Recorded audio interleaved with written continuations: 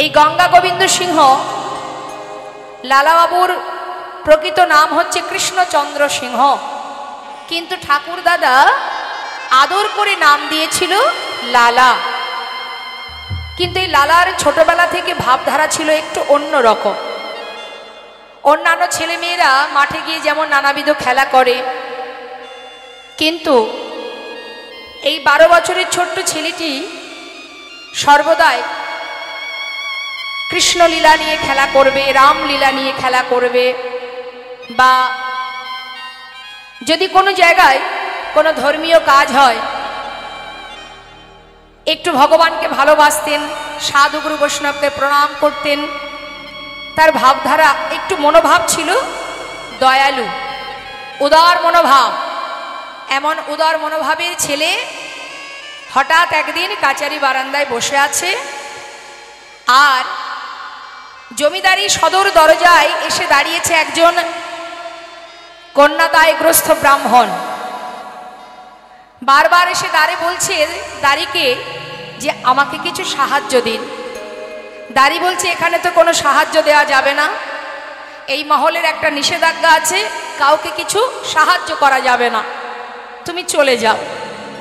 কিন্তু সেই ব্রাহ্মণ বারবার হাত জোড় করে বলছে আমি কন্যাদায়গ্রস্ত পিতা, আমাকে কিছু সাহায্য করুন। কিন্তু সে কোনো কথাই শুনছে না, বারবার তাকে ধাক্কা দিয়ে তাড়িয়ে দিচ্ছে। আর এই বিষয়টা দেখছে কে? 12 বছরের ছেলে ওই লালা। দূর থেকে দেখে জিজ্ঞাসা করে উঠলেন, দাঁড়ি তুমি বারবার ওনাকে তাড়িয়ে দিচ্ছ কেন? কি চাইছেন উনি? বাবু, উনি এসেছেন কিছু সাহায্যের জন্য, কিন্তু আপনার পিতার আদেশ এই মহল থেকে কাউকে কিছু দান ধ্যান করা যাবে না। ওকে বারণ করা সত্ত্বেও শুনছে না, তাই ওকে তাড়িয়ে দিচ্ছে। ছোট্ট ছেলে 12 বছরের লালা বলে উঠল, তবে শোনো, আমার পিতাকে গিয়ে বলো এই ব্রাহ্মণকে যেন 1000 টাকা দান করে দেয়। যার এত ধন ঐশ্বর্য, এত বড় জমিদার, যে এত বিষয় সম্পদ, যার একজন অসহায় পিতা এসে দাঁড়িয়েছে, তাকে কিছু সাহায্য করবে না? এ কেমন নিয়ম জমিদারের? যাও, আমার আদেশ 1000 টাকা ব্রাহ্মণকে যেন দান করে দেয়। ভিতর ঘরে গিয়ে যেই না বলেছে দাঁড়ি, প্রাণ কৃষ্ণ সিংহ বলে উঠলেন, এত বড় সাহস! আমার ছেলে দুধের শিশু, 12 বছর বয়স, সে পিতার আদেশ লঙ্ঘন করে এত বড় স্পর্ধা! শোনো দাঁড়ি, 1000 টাকা দিয়ে এসো ওই ব্রাহ্মণকে, আর আমার ছেলেকে সেই সঙ্গে জানিয়ে এসো যতদিন নিজে রোজগার করতে না পারবে ততদিন পর্যন্ত যেন দান করবার ইচ্ছাটুকু পর্যন্ত আমার কাছে প্রকাশ না করে। যেমন পিতা তার তেমনই তো সন্তান হয়।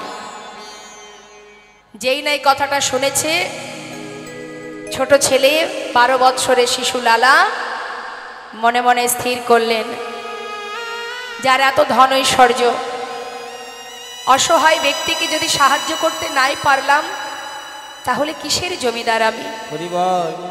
আজ একজন ব্রাহ্মণ এসেছে দাঁড়িয়ে, তাকে 1000 টাকা দিতে চাইল না। এত বড় সম্পদের মালিক হয়ে তার মনের পরিচয় এত ছোট, আর আমি তার সন্তান।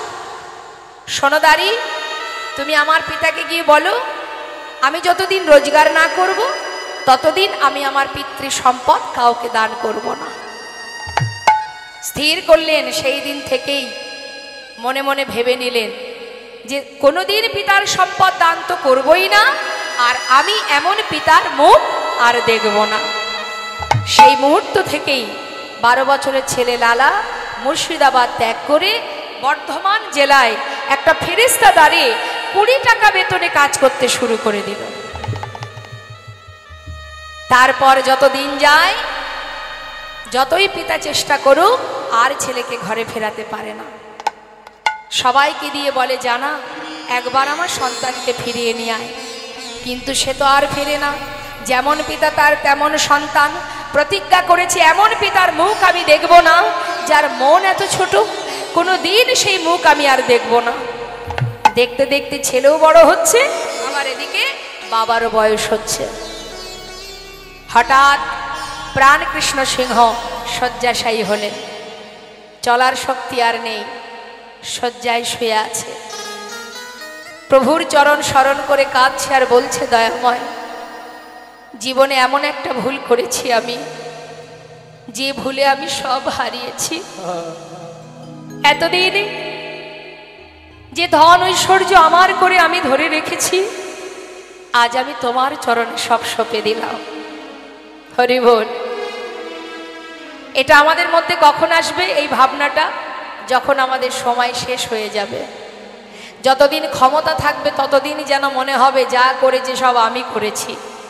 কিন্তু যেদিন অন্তিম সময় আসবে না বাবা, যেদিন আর চলতে পারবো না, যখন বাড়ির সকলে আমাকে অবহেলা করবে, সেদিন মনে হবে জীবনে যা কিছু করেছি সবই ভুল করেছি। শয্যায় শুয়ে শুয়ে প্রাণ কৃষ্ণ সিংহ কাঁদছে আর প্রভুর চরণ স্মরণ করে বলছে, দয়াময়, রক্ষা করো হে তুমি হে ভগবান, হে জগতে সবই কিছু তোমারই তো দান। এ জগতে সব কিছু তোমারই তো দান। তুমি আছো হরি বিশ্ব চরাচরে,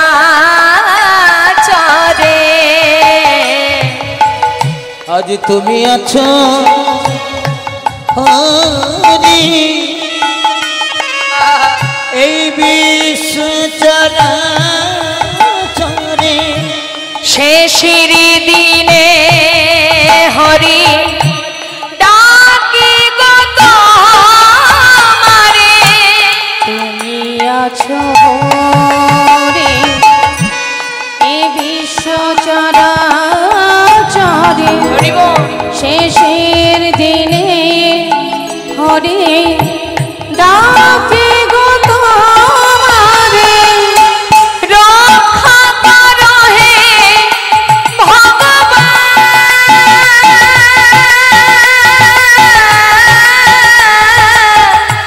রক্ষা করো হে ভগবান,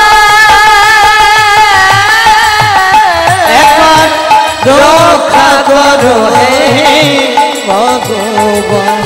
একবার রক্ষা করো হে তুমি হে ভগবান। বলো এ জগতে সব কিছু তোমারই তো দান। বলো এ জগতে সব কিছু তোমারই তো দান। প্রভুর চরণ স্মরণ করতে করতে প্রাণ পাখিটা উড়ে চলে গেল। যেই না প্রাণ পাখি উড়ে চলে গেল, সমস্ত এলাকাবাসী বর্ধমান জেলায় গিয়ে লালাকে বললেন, বাবু আপনি এবার ফিরে চলুন, যার প্রতি আপনার অভিমান ছিল, ক্ষোভ ছিল, সে তো চলে গেছে, এবার আপনি চলুন, না হলে জমিদারি রক্ষা হবে কি করে। সঙ্গে সঙ্গে সকলের অনুনয় বিনয় শুনে, সকলের অনুরোধে আবার লালা ফিরে এলো মুর্শিদাবাদ জেলায়। আসবার পর জমিদারি হিসাব নিকাশ বুঝে নিল।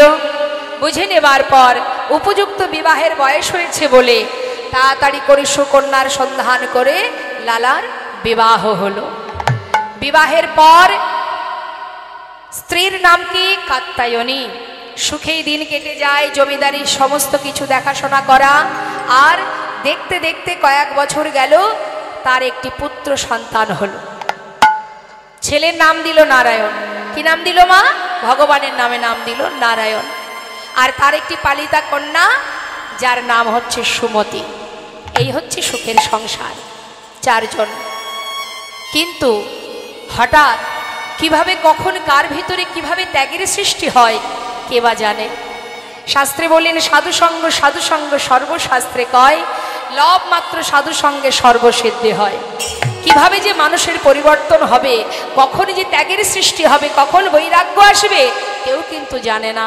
লালা সুন্দরভাবে সংসার করছে, সুখের আনন্দে দিন কেটে যায়, জমিদারি রক্ষা হয়। কিন্তু হঠাৎ একদিন তার দ্বারে এসে দাঁড়ালো একজন ভিখারি। ভিখারি এসে চিৎকার করে বললেন, ভিক্ষাং দেহি। লালা স্বয়ং নিজে নেমে এলেন। নিজে নেমে এসে সে দাঁড়িয়ে জিজ্ঞাসা করলেন দরজার কাছে, ও ভিখারি, তুমি ভিক্ষা করো কেন? ভিখারি বললেন, বাবু আমি কেন ভিক্ষা করি জানো? বাবু গো, বাবু গো, ও বাবু,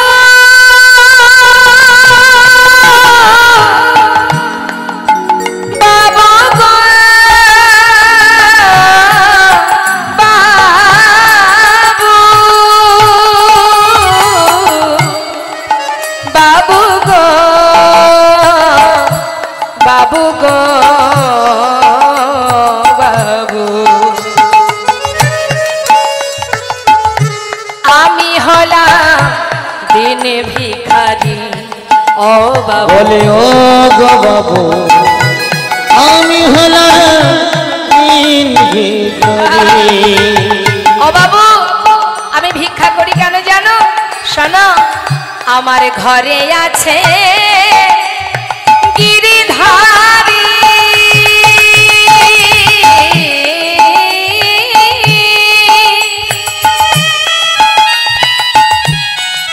তাই দাঁড়ে দাঁড়ে আমি ভিক্ষা করি।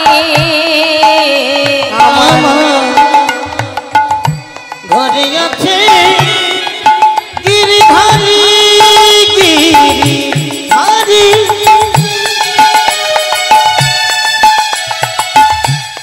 বাবু গো,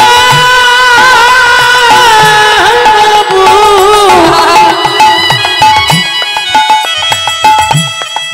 বাবু গো,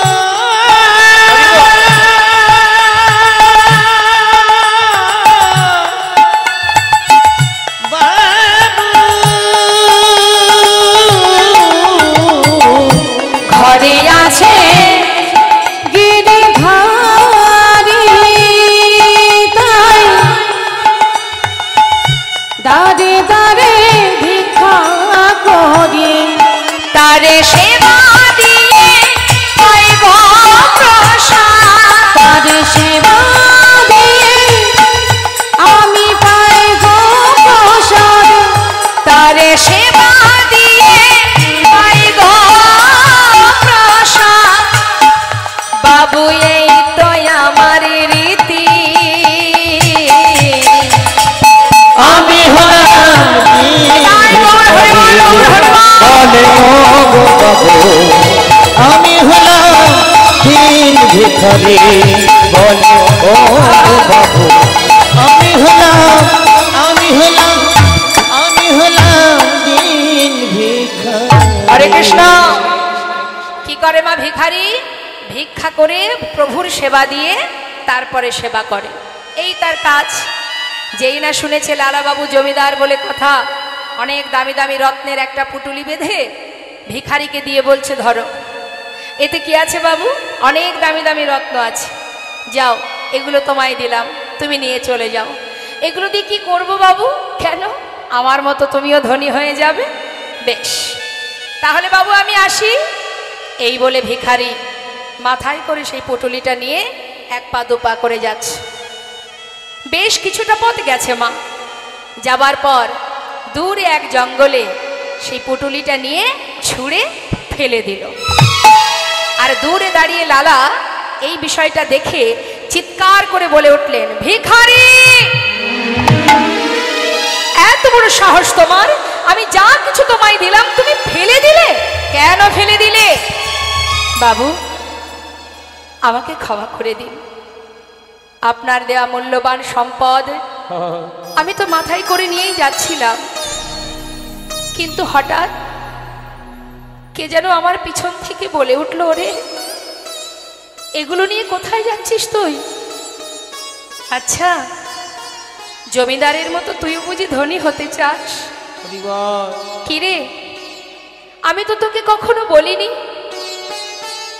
আমাকে ক্ষীর ননি মাখন এনে দে, আমাকে রাজভোগ এনে দে, আমি তো তোর কাছে কোনোদিন কিচ্ছু চাইনি। হ্যারি ভক্ত, দাঁড়ে দাঁড়ে ভিক্ষা করে যা পাস আমি তো তাতেই খুশি। এগুলো যদি তুই ঘরে ফিরিয়ে নিয়ে যাস, জানিস এই সম্পদের মধ্যে যদি একবার তোর মন ডুবে যায়, তুই যে গোবিন্দ ভুলে যাবি। যা, এগুলো নিয়ে যেতে হবে না, এগুলো ফেলে দিয়ে যা। ফেলে দে বাবু। তাই তো আমি ফেলে দিয়েছি। বারবার যেন আমাকে বলছে, আয় ভিখারি আয় রে ফিরে, ভুলে যাস না মোহ ভরে। আয় ভিখারি আয় রে ফিরে, ভুলে যাস না মোহ ভরে। আয় ভিখারি আয় ভিখারি আয় রে ফিরে, ভুলে যাস না মোহ ভরে। ভিখারি ওতে আই ভিখারি আই রে ফিরে, ভুলে যাস না মোহ ধরে। গোবিন্দ সেবার বেলা বয়ে যায়, গোবিন্দ সেবার বেলা বয়ে যায়, গোবিন্দ সেবার বেলা বয়ে যায়। বিদুরের খুন যেমন, ওরে তোর ভিক্ষার অন্ন তেমন। ওই বিদুরের খুদ যেমন, তোর ভিক্ষার অন্ন তেমন। সেবা দিতে ভুল করিস নে আমার, সেবা দিতে ভুল করিস নে আমায়। ওরে আয় ভিখারি আয় রে ফিরে, আয় ভিখারি আয় রে ফিরে, আয় ভিখারি আয় রে ওতে ফিরে, আই ভিখারি আই রে ফিরে, ভুলে যাস না মোহ ভরে। আয় ভিখারি আয় রে ফিরে, ভুলে যাস না মোহ ভরে। আয় ভিখারি আয় রে সেবা ফিরে, দিতে ভুল করিস নে আমার। সেবা দিতে ভুল করিস নে আমায়। কথাটা কি বললেন মা? বিদুরের খুদ যেমন তোর ভিক্ষার অন্ন তেমন। ভগবান কখনো কাউকে বলেন না যে আমাকে ক্ষীর ননি মাখন এনে দে। ভক্ত যদি ভক্তি ভরে একটা তুলসী পত্র দিয়েও সেবা দেয়, ভগবান তাতেই সন্তুষ্ট। একদিন সেই কথা বলেছিলেন কে? দেবর্ষি নারদ জিজ্ঞাসা করেছিলেন, হে দয়াময়, জগতের জীব যে তোমাকে ডাকবে, কিভাবে ডাকলে তুমি তার ডাকে সাড়া দেবে? প্রভু বলেছিলেন, শোনো দেবর্ষি, কেউ যদি ভক্তি ভরে আমাকে একটা ফুল দিয়ে ডাকে, আমি তার ডাকে সাড়া দেব।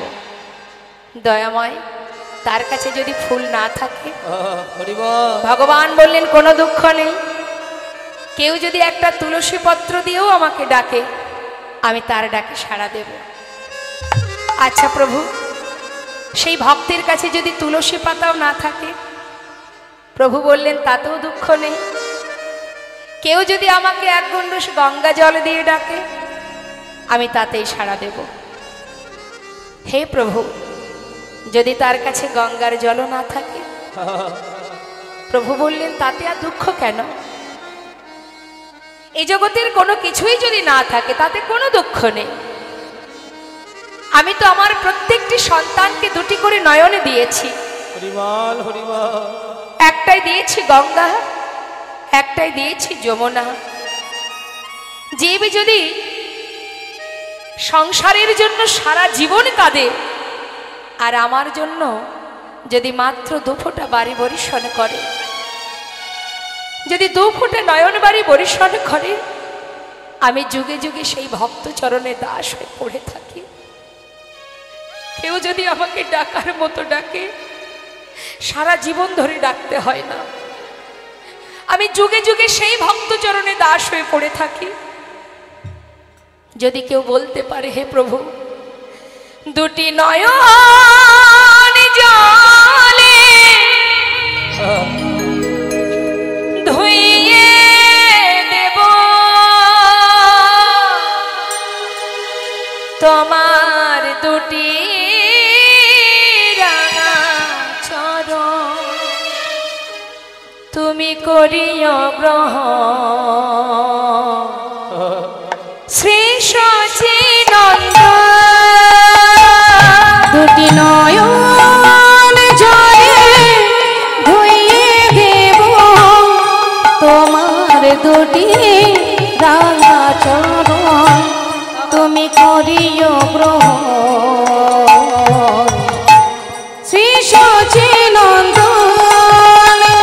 দুটি নয়ন জলে ধুইয়ে দেব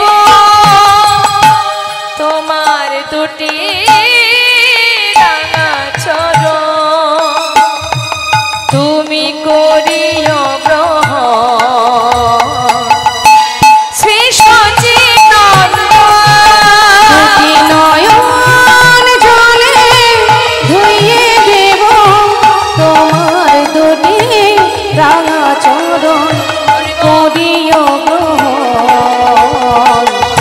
শ্রী সচিদানন্দ শ্রী সচিদানন্দ না জানি ভজন না জানি ভজন আমি না জানি না জানি পূজা কোনে কোনে পাব তোমার রাঙা চরণ আমি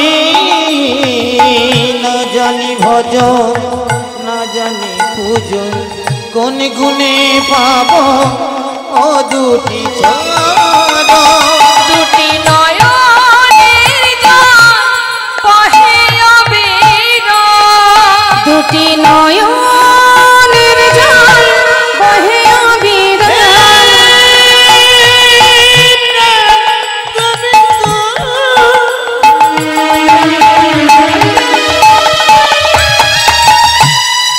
তুমি একবার কি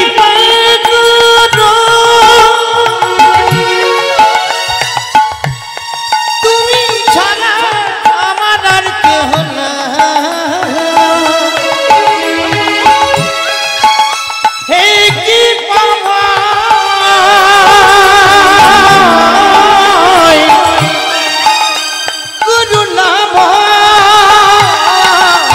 দুটি নয়নের জল বহে অবিরাম মানে না বারণ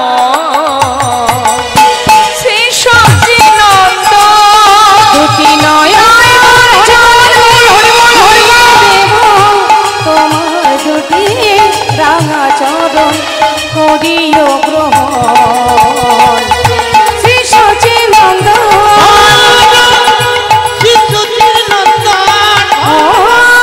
শ্রী সচিদানন্দ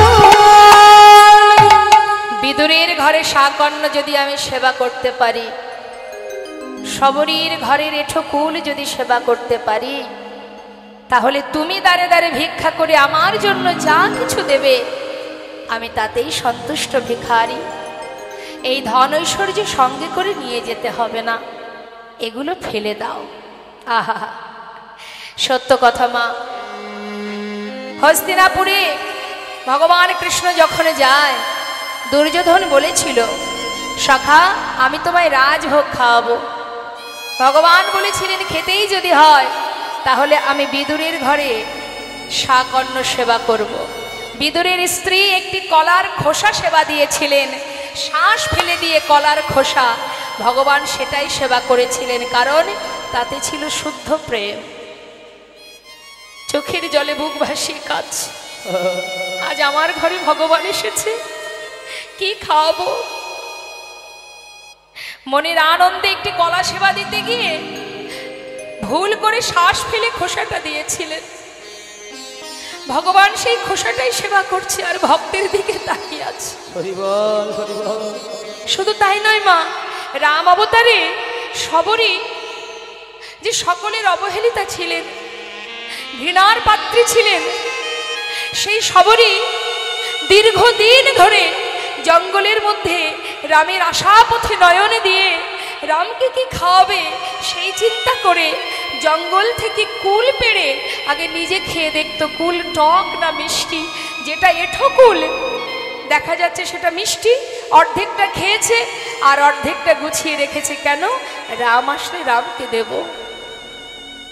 ভক্তি যদি থাকে শুদ্ধ প্রেম যদি থাকে তুমি যেভাবে সেবা দাও না কেন তাতেই ভগবান সন্তুষ্ট সে তো আর কিছু চাই না ভক্তি ভরে যদি তুমি ভালোবাসতে পারো আর কিছু সে চায় না তার একটা প্রমাণ আপনাদের দেব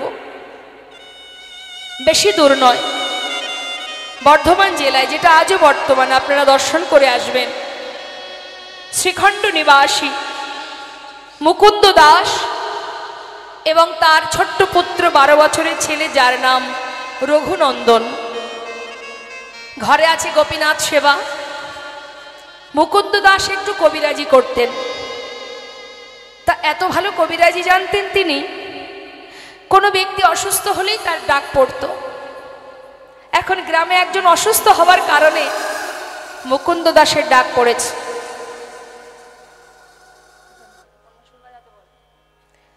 যেই না মুকুন্দ দাসের ডাক পড়েছে, মুকুন্দ দাস চিন্তায় মগ্ন, আমি কি করব।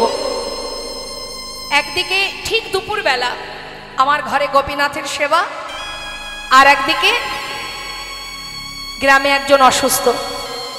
আমি একা মানুষ, কোন দিকে যাই? মুখে হাত দিয়ে চিন্তা করছি। 12 বছরের ছেলে, আমাদের অনেকেরই ঘরে আছে মা। ছোট্ট সন্তান এসে জিজ্ঞাসা করছে, বাবা তুমি কি কিছু ভাবছো?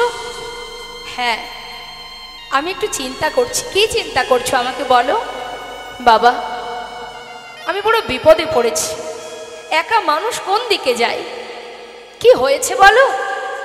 গ্রামে একজন অসুস্থ, সেখানে আমাকে যেতেই হবে।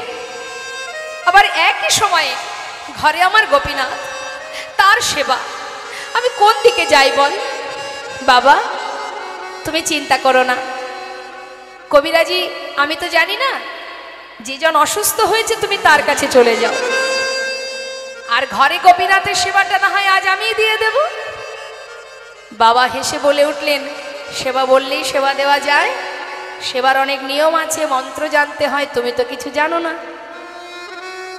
ছোট ছেলে বললেন, বাবা আমি তোমার মতো না হয় মন্ত্রতন্ত্র জানি না, আমি যদি ওকে ভালোবেসে খাওয়াই, ও কি খাবে না? মুকুন্দ দাস কথাটা শুনে ভাবলেন, সত্যি তো তাই, সবার ঊর্ধ্বে তো ভক্তি, যেখানে ভক্তি আছে সেখানে মন্ত্রের কি বা প্রয়োজন? বৃন্দাবনের আলাভোলা গোয়ালিনী যারা, তারা তো মন্ত্র দিয়ে গোবিন্দকে ভালোবাসতেন না, তারা নিজেদের হৃদয় দিয়ে ভালোবাসতেন। তা আমার পুত্র যদি ভক্তি ভরে ওকে খাওয়ায়, এর জন্য তো মন্ত্রের দরকার নেই। ঠিকই বলেছিস। হ্যাঁ রে বাবা, যাক শোন, রান্নাঘরে সব কিছু গোছানো, রান্না হয়নি, তুই একটু রান্না করে সেবা দিয়ে দিস। ঠিক আছে বাবা, তুমি চিন্তা করো না, তুমি চলে যাও। মুকুন্দ দাস যাবার সময় বলে গেলেন, হ্যাঁ রে রঘুনন্দন, আমার জন্য প্রসাদ রাখবি, আমি কিন্তু এসে প্রসাদ পাবো। চলে গেল মুকুন্দ দাস, আর ছোট্ট ছেলে রঘুনন্দন রন্ধনশালায় গিয়ে দেখছে মা যে রান্না হয়নি। জীবনে কোনোদিন সে রান্না করেনি, আজকে বাবাকে কথা দিয়েছে গোপীনাথকে খাওয়াবে, তাই আজ নিজে দায়িত্ব করে রান্না করতে এসেছে। কিন্তু রান্নার নিয়ম জানে না, যা কিছু ব্যঞ্জন ছিল এক পাত্রে ঢেলে দিয়ে কোনো রকমে রান্না বসিয়েছে। কোনো রকম সিদ্ধ হয়েছে, এক পাত্রে ঢেলে নিয়ে থালাটি হাতে করে নিয়ে গুটি গুটি পায়ে মন্দিরে ঢুকেছে। নিতাই গৌর হরি। আবার মুখে বলছে, ও গোপীনাথ, আজ কিন্তু বাবা ঘরে নেই, তোমার জন্য আমি রান্না করেছি, জানি না কেমন হয়েছে, যেমনই হোক আজকে একটু কষ্ট করে খেয়ে নেবে, কেমন? একা একা বকছে আর গুটি গুটি পায়ে যাচ্ছে। মন্দিরের ভিতরে গিয়ে পাতা আসনে সম্মুখে থালাটি রেখেছে, রেখে এবার ডাকছে, গোপীনাথ, ও গোপীনাথ, শিগগিরই এসো। জানো আজ আমি রান্না করেছি তোমার জন্য, কোনোদিন করিনি গো, আজই প্রথম। জানি না, নিশ্চয়ই ভালো হবে না, তুমি একটু কষ্ট করে খেয়ে নাও, কেমন? বাবা কাল এসে ভালো করে রান্না করে খাওয়াবে। সে কিন্তু জানে না যে এটা পাথরের বিগ্রহ। সে জানে আমি যেমন বাবার সন্তান, ও আমার বাবার সন্তান। দায়িত্ব নিয়েছে যখন, বারবার ডাকছে, আসছে না। মনে মনে চিন্তা করছে, কি ব্যাপার, আসছে না কেন? এত করে ডাকছি, বাবা ঘরে নেই বলে আসবে না? তা তো হবে না। শোনো গোপীনাথ, আমি অনেক কষ্ট করে রান্না করেছি, এসো না, একবার এসে খেয়ে নাও, শিগগিরই এসো। তাও আসছে না। চিন্তা করছে, কি হলো, তবে কি আমার কোনো ভুল হয়ে গেল? চারিদিকে দেখছে, ঘুরে ঘুরে দেখতে দেখতে হঠাৎ চোখে পড়ে গেল কি দরজা খোলা আছে। ও বুঝেছি বুঝেছি, বাবা যখন তোমাকে খেতে দেয় দরজা বন্ধ করে খেতে দেয়, দাঁড়াও দাঁড়াও, দরজাটা বন্ধ করে আসি। আবার দরজাটা বন্ধ করে দিল। গোপীনাথ এবার তো এসো, তাও আসছে না। আপনারাও তো ভগবানের সেবা দেন, আসে ভগবান? আসে না। কেন বলুন তো? আমরা তাকে চিত্রপট ভেবে ভালোবাসি, চিত্রপট বিগ্রহ এই ভেবেই সেবা দিই, নিজের জন ভেবে তো সেবা দিই না। আজ বারবার ডাকা সত্ত্বেও আসছে না। কিন্তু ছেলে কি করলেন? রেগে গেলেন। কি ভাবছো তুমি? আসবে না? আমি এত করে ডাকছি, তুমি আসবে না? আমার কি কষ্ট হয় না? কখন থেকে ডাকছি, তুমি শুনতে পাচ্ছ না? শোনো গোপীনাথ, ভালো করে শুনে নাও। আমি যখন না খাই, আমার বাবা আমাকে লাঠি দিয়ে মেরে মেরে খাওয়ায়। তুমি যদি ভালো চাও চলে এসো, তা না হলে, এই কথাটা বলে ছুটে গিয়ে মন্দির থেকে বাইরে বেরিয়ে একটা লাঠি জোগাড় করে নিয়ে ঠাকুরের সম্মুখে ধরলেন। গোপীনাথ, যদি ভালো চাও চলে এসো, আর তা না হলে আমার হাতে কি দেখতে পাচ্ছ? এই লাঠি দিয়ে না আমি তোমাকে মেরে মেরে নিয়ে আসবো। প্রভু আর দূরে থাকতে পারছে না। মনে মনে চিন্তা করছে, ভক্ত এতদিন এই ঘরে আছি আমি, কোনোদিন কেউ আমাকে এমন করে ভালোবাসেনি। মন চাইছে কখন তোমার কাছে ছুটে যাব, কিন্তু কেন জানি না যেতে পারছি না। কোনো জোরে বলছে, ও গোপীনাথ একবার এসো না। আমার কি কষ্ট হয় না? কখন থেকে ডাকছি তোমায়, একবার এসে খেয়ে নাও। ভগবান আর থাকতে পারছে না মা, পাথরের মধ্যে আর থাকতে পারছে না। বিগ্রহ থেকে সচল মূর্তি ধারণ করে পাতা আসনে এসে বসেছে।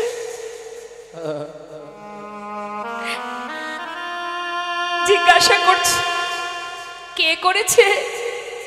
আমি রান্না করেছি। মনে মনে ভাবছে, দেখেছো, যেই না লাঠির ভয় দেখিয়েছি আর ভয় পেয়ে চলে এসেছি।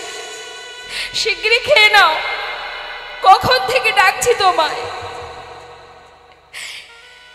কেমন হয়েছে গোপীনাথ? ভালো হয়েছে? ভালো হয়নি বলো? আমি তো কোনোদিন রান্না করিনি। ভগবান চোখের জলে বুক ভাসিয়ে কাঁদছে আর বলছে, ভক্ত কি করে বোঝাবো তোমায়, যে আমার কাছে অমৃত। রে ভাই, তুমি আমার জন্য ভালোবেসে রন্ধন করেছো, সেটা কি করে খারাপ হতে পারে? আমি তোমায় বলে বোঝাতে পারবো না। খুব সুস্বাদু, খুব সুন্দর হয়েছে, খেয়ে নাও। ভগবান বহুদিন পর ভক্তের হাতে রান্না পেয়ে আর কারোর কথা মনে নেই, মনের সুখে সেবা করে যাচ্ছে। আর রঘুনন্দন পাশে দাঁড়িয়ে আছে। হঠাৎ রঘুনন্দন তার পাত্রের দিকে চেয়ে দেখছে যে আর নেই, অবশেষে অল্প একটু ছিল, সেটাকে হাতে করে নিয়ে যেই না বদনে দিতে যাবে, এমন সময় ছুটে গিয়ে হাতটা চেপে ধরেছে রঘুনন্দন। গোপীনাথ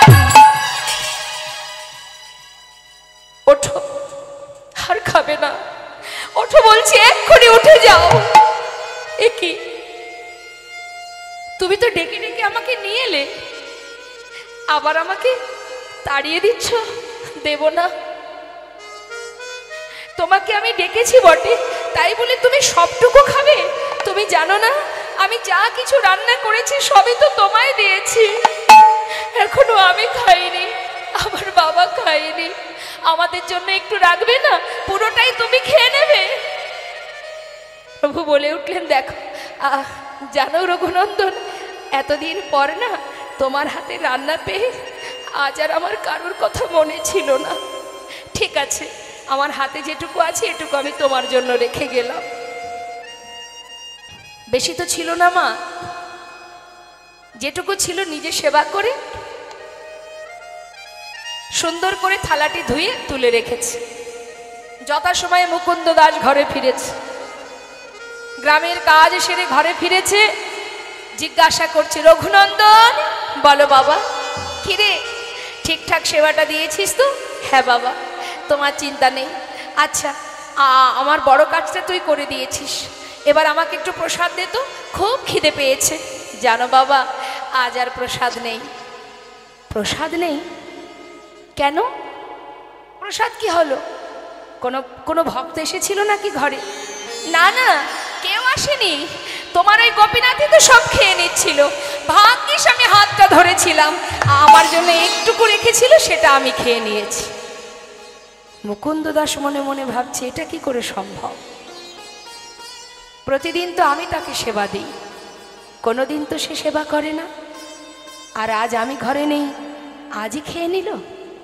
না না, নিশ্চয়ই আমার ছেলে মিথ্যা কথা বলছে। সে নিজে খেয়ে পাথরের বিগ্রহের নামে দোষ দিচ্ছে। না না, এটা তো অন্যায়, এটা পাপ, এটা তো আমি মেনে নিতে পারবো না। আমার ছেলে সে ভগবানের সেবা দিয়ে নিজে সেবা করে আজ সেই বিগ্রহের নামে দোষ দিচ্ছে। এর উপযুক্ত সাজা আমি ওকে দেব। কি করলেন মা? সেই দিন কোনো কথা বললেন না। তার পরের দিন সকালবেলা ছেলেকে ডাকলেন, রঘুনন্দন বলো বাবা, তুই তো ভালো সেবা দিতে শিখেছিস, শোন আজও আমাকে একটু গ্রামে যেতে হবে, তাই আজ আর তোকে রান্না করতে হবে না, ঘরে নাড়ু তৈরি করা আছে, তুই একটু নাড়ু ভোগ দিয়ে দিবি, কেমন? ঠিক আছে বাবা, চিন্তা করো না। মুকুন্দ দাস কিন্তু গ্রামের কোনো কাজে যায়নি। সে কি করেছে মা? ঘর থেকে বেরিয়ে মন্দিরের পিছনে দেয়ালে কান পেতে আছে। কেন? আজ হাতে নাতে ধরবে কে সেবা করে। আর এদিকে ছোট্ট 12 বছরের ছেলে রঘুনন্দন পাত্রে নাড়ু সাজিয়ে নিয়েছে, নিয়ে মন্দিরে প্রবেশ করেছে। প্রবেশ করে ডাকছে, গোপীনাথ, ও গোপীনাথ। আজ আর কিন্তু ডাকবো না, চিনতে পারছো আমাকে? কাল এসেছিলাম, আজ কিন্তু আর ডাকতে পারবো না, শিগগির এসো, তোমার জন্য বাবা নাড়ু পাঠিয়ে দিয়েছে, তুমি নাকি নাড়ু খেতে ভালোবাসো, তাড়াতাড়ি এসো। ভগবান বিগ্রহ থেকে সচল মূর্তি ধারণ করলেন, পাতা আসনে এসে বসলেন আর বললেন, ভক্ত, এই জগতে কেউ যদি আমাকে ডাকার মতো একবার ডাকে, আমি জনম জনম সেই ভক্তকে আর ভুলি না, তোমাকে ডাকতে হবে না। আমি এসেছি, এই দেখো আমি এসে গেছি, শিগগিরই খেয়ে নাও। কে করেছে নাড়ু? আমার বাবা করেছে। বাবাই করুক আর যেই করুক, আমার ভক্তের হাতের ছোঁয়া তো লেগে আছে। যেই না নাড়ুটা নিয়ে মুখে দিয়েছে মা, হঠাৎ পাশে দাঁড়িয়ে রঘুনন্দন ভাবছে, কালকের মতো দাঁড়িয়ে থাকবো, আর যদি একটা একটা করে সব খেয়ে নেয়, আজ আর তা হতে দেব না।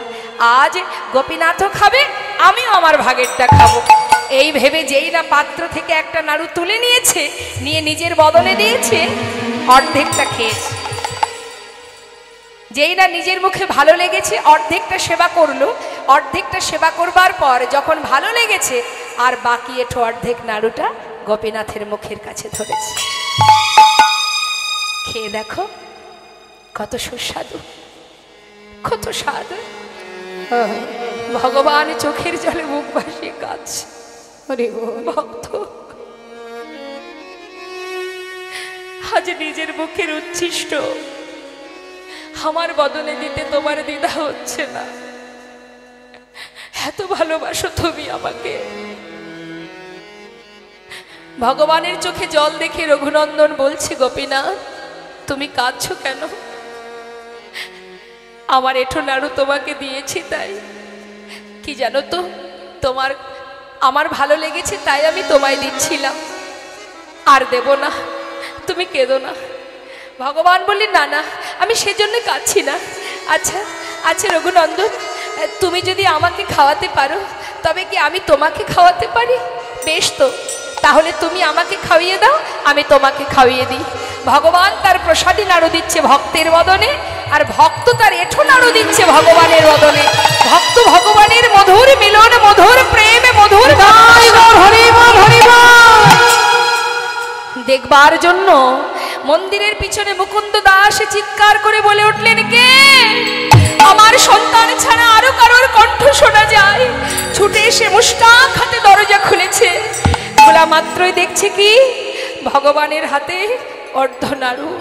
তার আগেই তিনি বিগ্রহে মিলিত হলেন, আর মুকুন্দ দাস দেখতে পেল না। যেই না হাতে অর্ধনাড়ু দেখেছে, ছুটে গিয়ে নিজের সন্তানকে বুকে জড়িয়ে ধরেছে,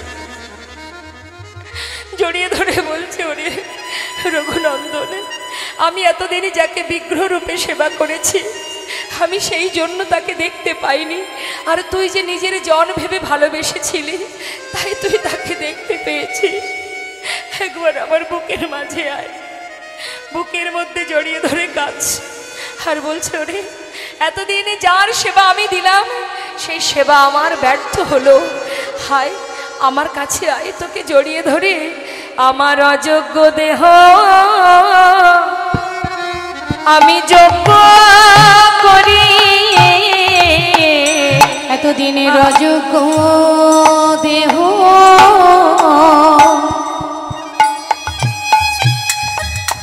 আমি যোগ্য, আমি যোগ্য করি।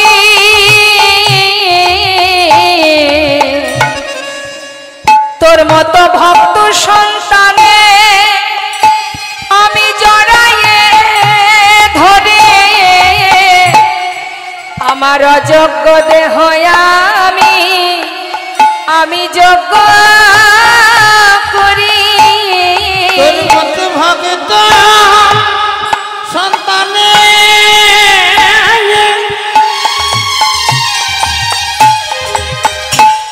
আমি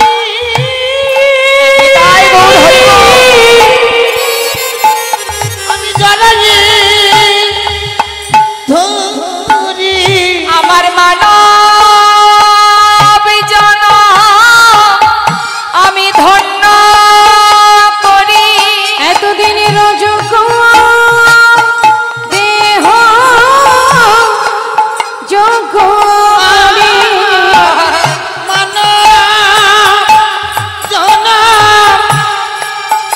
ধন্য করি। তোর মতো ভক্ত সন্তানে জড়াইয়ে ধরে এতদিনের অযোগ্য দেহ আমি যোগ্য করি।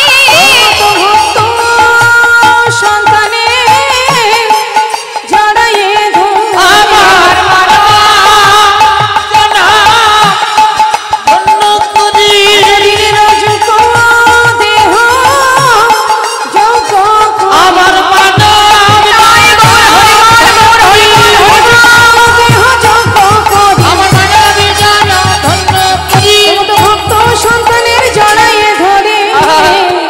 অযোগ্য দেহ হরিবল হরিবল। যোগ্য করি।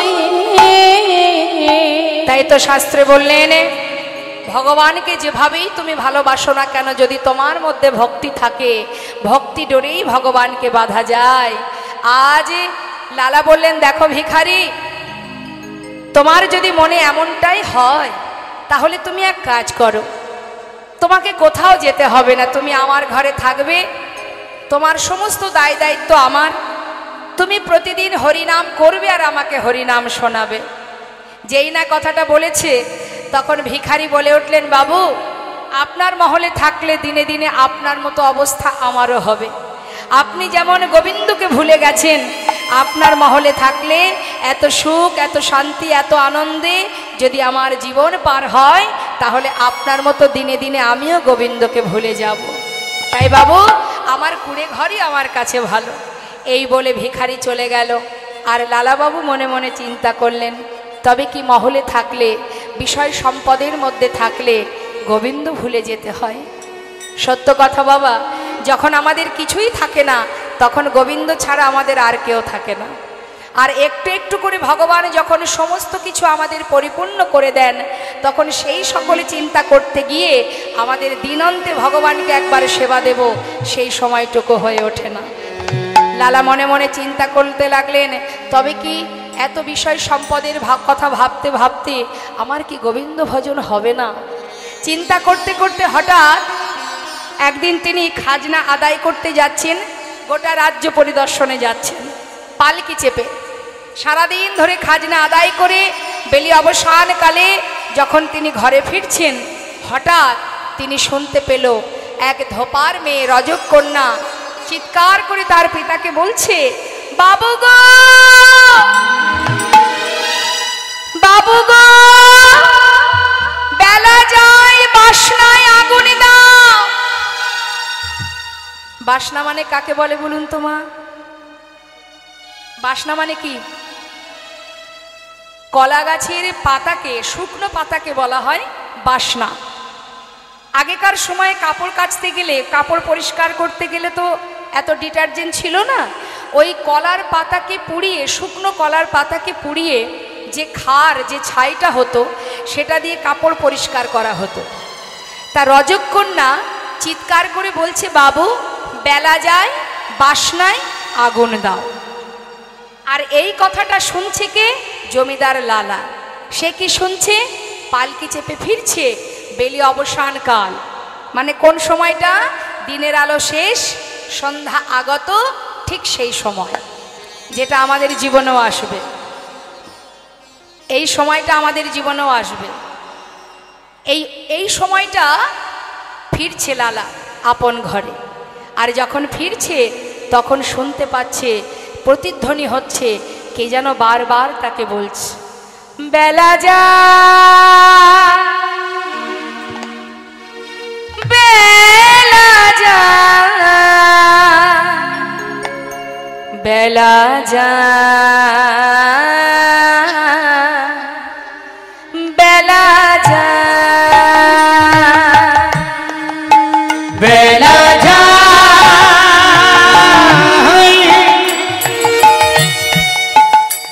বেলা যায়, হরি বল, হরি বল, বেলা যায়, বেলা যায়, বেলা যায়, বেলা যায়, বেলা যায়, বেলা যায়, বেলা যায়, বেলা যায়, বেলা যায়, বেলা যায়, বেলা গেল, সন্ধ্যা হলো, বেলা গেল,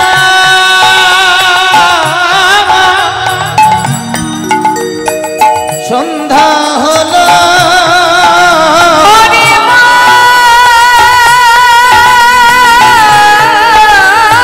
রে,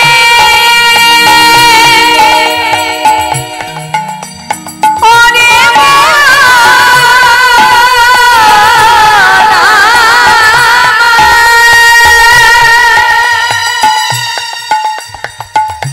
ওরে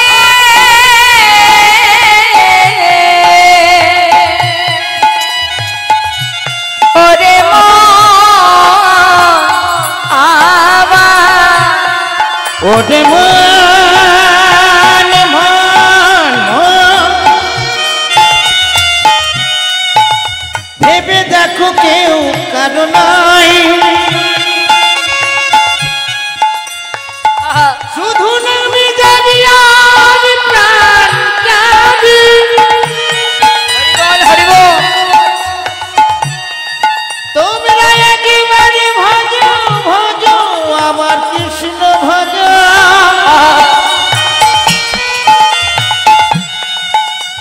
ওরে হরি বল,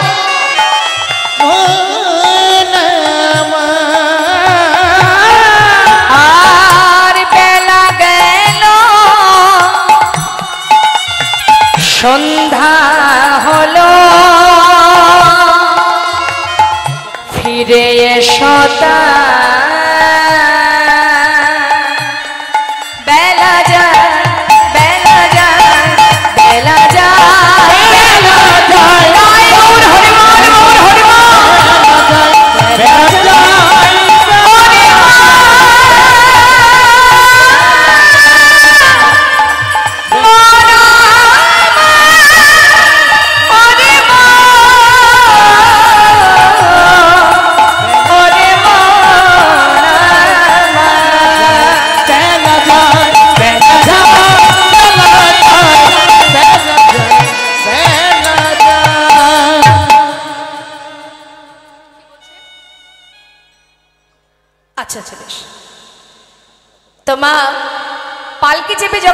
ফিরছে,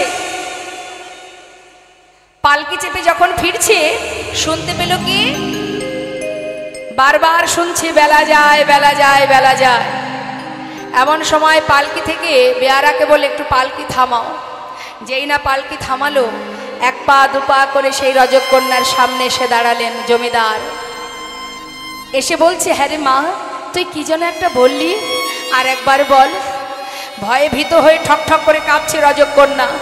জমিদারকে দেখে ভয়ে ভীত হয়ে বলছে, বাবু আমি তো আপনাকে কিছু বলিনি। না না মা, তুই যেন কি বললি, আর একবার বল। বাবু আমি তো আমার পিতাকে বলেছি বেলা যায় বাসনায় আগুনে দাও। না মা, আমি যে অন্য কিছু শুনলাম। তুই যেন বারবার বললি বেলা যায় বাসনায় আগুনে দাও, বেলা যায় বাসনায় আগুনে দাও, বেলা যায় বাসনায় আগুনে দাও। ঠিকই বলেছিস মা, ঠিকই বলেছিস। কামনা বাসনার পিছনে ছুটতে ছুটতে আমার যে জীবনে বেলা বয়ে যায়, আর জানি না কতটুকু সময় আছে। মা তুই যে আজ আমার চৈতন্য দান করলি, আমার চেতনা দান করলি, আজ আর আমি থাকবো না, এবার চিরতরে বিদায় নেব আমি। ছুটতে ছুটতে ঘরে ফিরে এসে তার পালিতা কন্যাকে বলছে, সুমতি বলো বাবা, আমার সারা গায়ে একটু কৃষ্ণ নাম লিখে দে না। বাবা কি হয়েছে তোমার? হঠাৎ খাজনা আদায় করে ফিরে এলে, হঠাৎ করে সারা গায়ে কৃষ্ণ নাম, কি হয়েছে আমায় বলো। মা আমি আর থাকবো না, আজ পর্যন্ত যা কিছু আমি করেছি সব কিছু তোদের জন্য রেখে দে, আমাকে বিদায় দে মা, আমি চলে যাই। বাবা কোথায় যাবে তুমি? এমন করে কোনোদিন তো তুমি এমন কথা বলনি, আজ হঠাৎ কি হয়েছে তোমার আমার বলো না, কি হয়েছে তোমার? কেন তুমি সারা গায়ে কৃষ্ণ নামে লিখে নিতে চাইছো? কোথায় যাবে তুমি? মা আমি কোথায় যাব জানিস? তবে শোন, যাব রে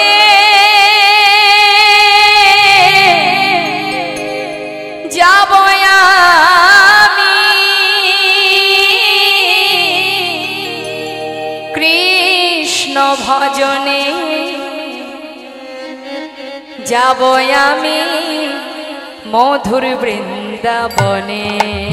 ওই না যাব আমি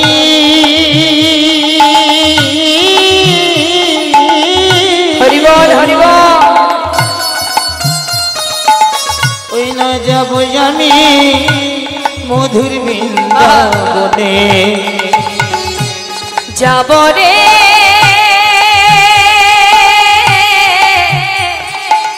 যাব আমি কৃষ্ণ ভজনে, যাব আমি মধুর বৃন্দাবনে। ওই না যাব আমি যাব আমি মধুর বৃন্দাবনে। ওরে রইল সাধে জমিদারি, রইল এ ঘর বাড়ি, রইল স্বাধীন জমিদারি, রইল এ ঘর বাড়ি, বৃন্দাবনে চলে যাব সব কিছু ছাড়ি। বৃন্দাবনে চলে যাব সব কিছু ছাড়ি, সাজায়ে দে কৃষ্ণদাস মনে আমার এই অভিলাষ, সাজায়ে দে কৃষ্ণ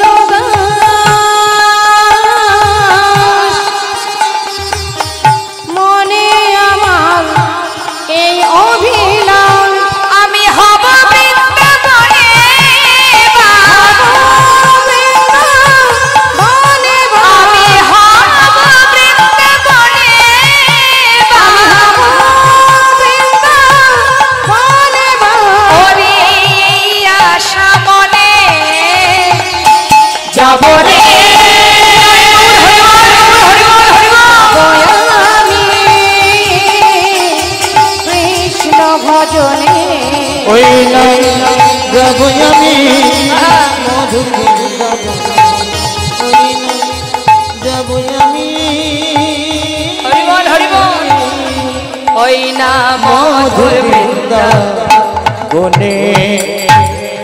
সারা গায়ে কৃষ্ণ নাম লিখে সমস্ত সুখ স্বাচ্ছন্দ্য পরিত্যাগ করে এত ধন ঐশ্বর্য এত বড় জমিদার আজ কৃষ্ণ ধনে ধনী হবার জন্য সব কিছু ফেলে চলে গেলেন চিরতরে বৃন্দাবনের পথে। নিতাই গৌর হরিবল হরিবল।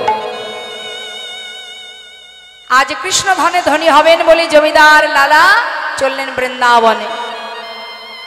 এবার আমার মায়েদের কাছে একটু জিজ্ঞাসা করি, আমার ঘুম আসছে নাকি?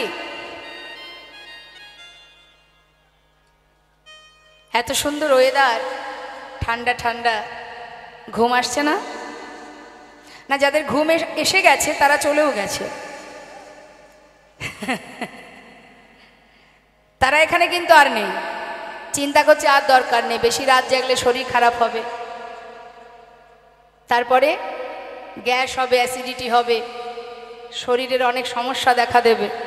যতই যত্ন করি না কেন সময় যখন হবে একটার পর একটা সমস্যা দেখা দেবেই দেবে, যতই তুমি সেবা যত্ন করো না কেন। এটা তো প্রকৃতির সৃষ্টি, সে যেমন গড়তে জানে আবার ভাঙতেও জানে, তাই না? তা সে ঠিক ভাঙবে সময়ের সাথে সাথে। যতই আমরা সেবা করি, যতই সময় মতো সেবা করব, সময় মতো ঘুমাবো, সময় মতো সব কিছু করবো, তথাপিও জেনে রাখবেন ঘর যদি পুরানো হয়ে যায়, যতই উপরে আমরা রং করি না কেন সে যেমন দেয়াল খসে খসে পড়ে, আমাদের দেহের যখন সময় হবে না তখন একটু একটু করে খসতে শুরু হবে, চুল পড়বে, দাঁত পড়বে, চোখে দেখবো না, কানে শুনবো না, নানাবিধ রোগাক্রান্ত হবই হব, তাই না? এটাই গৌর হরিবল। তা ঘুমানোর জন্য দুঃখ করে লাভ নেই। জীবনে এমন একটা দিন আসবে চিরতরে ঘুমিয়ে পড়ব, আর ইচ্ছা করলেও চোখ খুলতে পারবো না। জেগে থাকাটাই আমাদের কাছে মূল্যবান বিষয় হয়ে গেছে। কতটুকু সময় যে তাকাতে পারবো সেটাই জানি না, তাই না? আজ আছি, একটু পরে নাও থাকতে পারি, তাই না? ঠিক তো? আমরা বলতে পারবো যে এখনো এক সপ্তাহ বাঁচবো?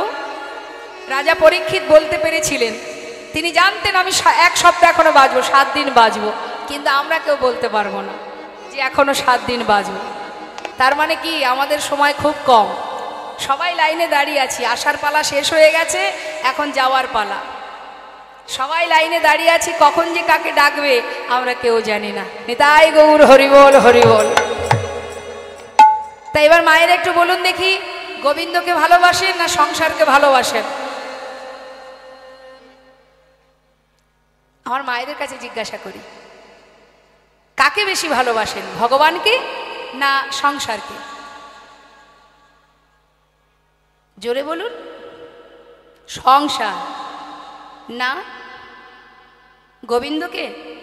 সত্যি গোবিন্দকে ভালোবাসেন আপনারা?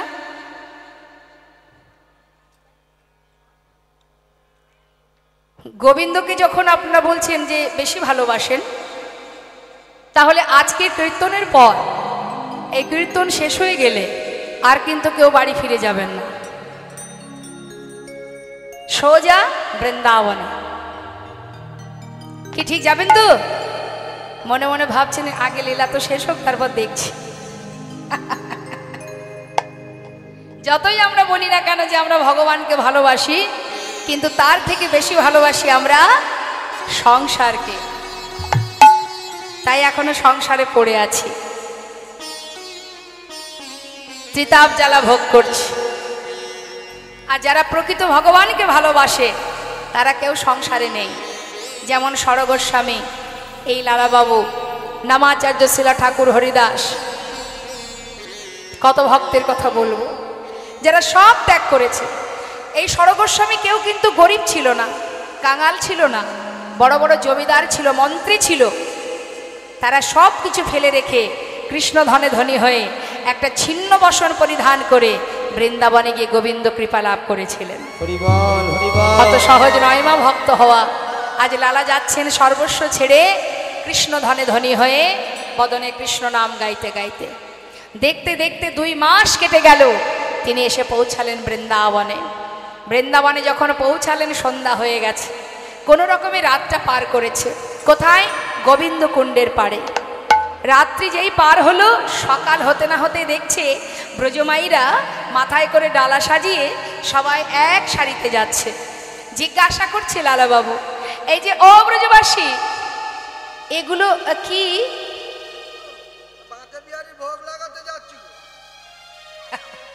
মাথায় এগুলো কি পশরা? আর তোমরা যাচ্ছ কোথায়? বাঁকে বিহারীর মন্দিরে। হ্যাঁ, আমি এখানে প্রথম, আমি আগে কখনো আসিনি। দেখো আমি তো ঠিকঠাক রাস্তাঘাট চিনি না, তোমার সঙ্গে আমাকে একটু নিয়ে যাবে? ব্রজমাইরা বলছে, কেন নিয়ে যাব না, চলো সবাই আমরা যেমন যাচ্ছি আমাদের পাছু পাছু এসো। তবে হ্যাঁ, আমরা যে নাম গাইতে গাইতে যাব, তুমিও কিন্তু সেই নাম গাইতে গাইতে যাবে। কি নাম? রাধে রাধে রাধে রাধে রাধে রাধে রাধে বল বল রাধে রাধে রাধে রাধে রাধে রাধে বল বল রাধে রাধে রাধে রাধে রাধে রাধে বল রাধে রাধে রাধে রাধে রাধে রাধে রাধে রাধে বলো রাধে রাধে রাধে রাধে রাধে রাধে বল রাধে রাধে রাধে রাধে রাধে রাধে বল হে রাধে রাধে রাধে রাধে রাধে রাধে বল রাধে রাধে রাধে রাধে রাধে রাধে বল হে রাধে রাধে রাধে রাধে রাধে রাধে বল রাধে রাধে রাধে রাধে রাধে রাধে বলো রাধে রাধে রাধে রাধে রাধে রাধে বল রাধে রাধে রাধে রাধে রাধে বল। পিছন দিকে কে যাচ্ছে মা? পিছনে কে? লালা বাবু, তিনি কি গাইছেন? কৃষ্ণ কৃষ্ণ কৃষ্ণ কৃষ্ণ কৃষ্ণ কৃষ্ণ বল কৃষ্ণ কৃষ্ণ কৃষ্ণ কৃষ্ণ কৃষ্ণ কৃষ্ণ বল কৃষ্ণ কৃষ্ণ কৃষ্ণ বলো কৃষ্ণ কৃষ্ণ বলো কৃষ্ণ কৃষ্ণ বলো কৃষ্ণ কৃষ্ণ কৃষ্ণ কৃষ্ণ কৃষ্ণ কৃষ্ণ বল কৃষ্ণ কৃষ্ণ কৃষ্ণ কৃষ্ণ কৃষ্ণ কৃষ্ণ এই, এ নাম করছো কেন? এ নাম বৃন্দাবনে চলে না।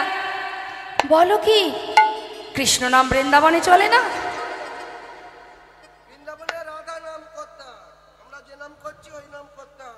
আরে তোমরা করছো রাধা নাম, আমি করছি কৃষ্ণ নাম, দুজনের নামই তো হচ্ছে। হবে না? রাধা নামই করতে হবে? তা কি করে হয়? একজনের নাম করবো আর একজনের নাম করব না?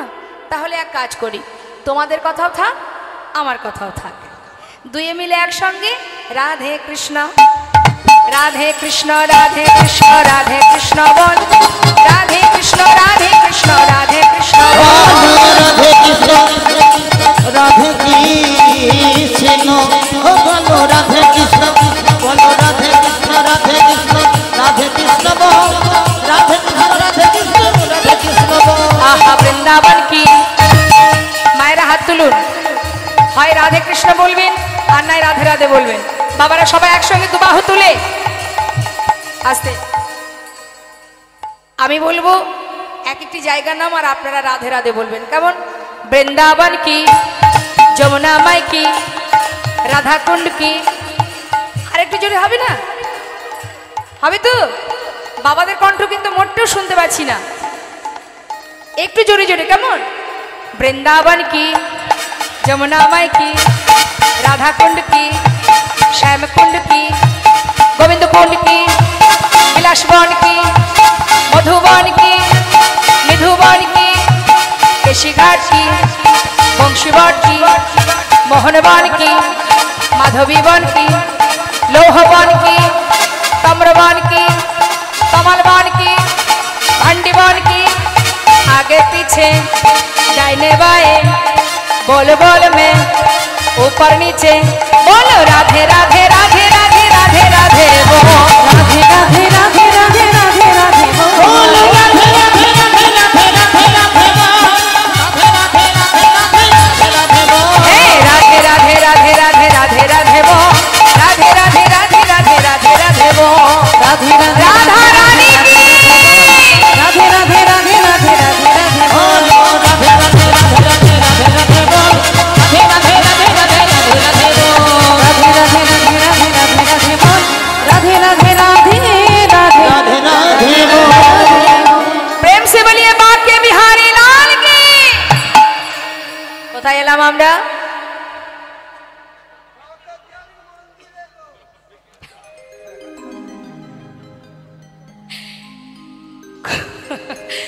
বৃন্দাবনে তো অনেক আগেই চলে এসেছি আমরা।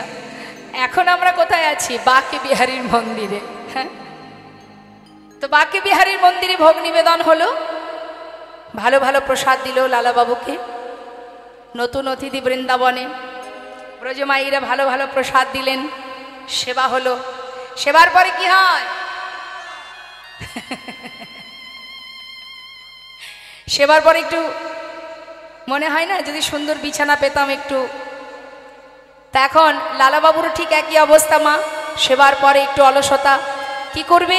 ওই গোবিন্দ কুণ্ডের পাড়ে গিয়ে সুন্দর করে ওই বালির ওপরে যেই না শুতে যাবে, হঠাৎ একটু ঠিকঠাক ঘুম হচ্ছে না বলে তাড়াতাড়ি করে কি করেছে, যেহেতু জমিদার ছিল তো, জমিদারের সুখ স্বাচ্ছন্দ্য এখনো পুরোপুরি মুছে যায়নি। জমিদারির বিছানায় ঘুমিয়ে থেকে থেকে এতদিন কেটেছে, সে বালির বিছানায় ঘুমাবে কি করে? তাড়াতাড়ি করে কিছুটা বালি এক জায়গায় করে একটা বালিশ তৈরি করেছে, করে সেখানে মাথাটা রেখে শুয়ে আছে। রাত পার হয়ে গেছে, সকাল হয়েছে। চোখটা খোলা মাত্রই দেখছে সামনে এক বাবাজি দাঁড়িয়ে আছেন। তাই গৌর হরিব হন্তদন্ত হয়ে বিছানা থেকে উঠেছে, বালির বিছানা থেকে করজোড়ে জিজ্ঞাসা করছে, বাবাজি পরিচয়? বাবাজি বললেন, আমার পরিচয়? আগে তুমি বলো, তুমি কে? এক ব্রজবাসী বলে উঠলেন, ইনি হলেন বৃন্দাবনের বাবাজি, ওনার নাম কৃষ্ণদাস বাবাজি। কিন্তু বাবাজি আমার নাম লালা, আমি ওই বাংলার মুর্শিদাবাদ জেলা থেকে এসেছি। দাঁড়াও দাঁড়াও দাঁড়াও দাঁড়াও, মুর্শিদাবাদ জেলার মস্ত বড় জমিদার লালা, তুমি কি সেই লালা? বাবাজি এক সময় আমি জমিদার ছিলাম, আজ আর আমি জমিদার নই, আমি কৃষ্ণের দাসানুদাস। তার চরণ পাওয়ার জন্য সব ছেড়ে বৃন্দাবনে চলে এলাম। বাবাজি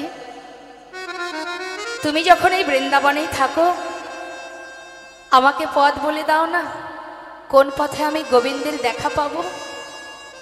বাবাজি বললেন, তোমার কি দীক্ষা হয়েছে? না। তাহলে দেখা পাবে কি করে? তার আগে দীক্ষা হোক। বাবাজি এটাই যদি হয়, তাহলে দীক্ষা নেবার জন্য আমি আর কোথায় যাব? চরণটা জড়িয়ে ধরলেন সাধুর। সাধুর চরণ ধরি কইলালা কৃপা করি, সাধুর চরণ ধরি কইলালা কৃপা করি, অধমেরে কর এই ভিক্ষা, অধমেরে কর এই ভিক্ষা, অবিষ্ট ধন পাইবারে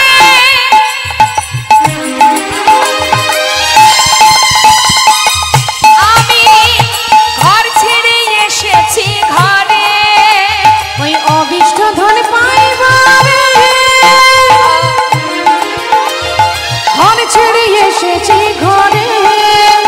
ওগো ফিরিব না, কৃপা করে দাও মরে দি, ফিরিব না কৃপা করে দাও মোরে দীক্ষা, ফিরিব না কৃপা করে দাও মরে দি, ফিরিব না কৃপা করে দাও মোরে দীক্ষা। ঘর ছেড়ে এসেছি ঘরে, ঘর ছেড়ে এসেছি ঘরে, ঘর ছেড়ে এসেছি ঘরে, ঘর ছেড়ে এসেছি ঘরে, অবিষ্ট ধন পাইবারে ঘর ছেড়ে এসেছি ঘরে, অবিষ্ট ধন পাইবারে ঘর ছেড়ে এসেছি আমি ঘরে। ফিরিব না কৃপা করে দাও মোরে দীক্ষা। ফিরিব না কৃপা করে দাও মোরে দীক্ষা।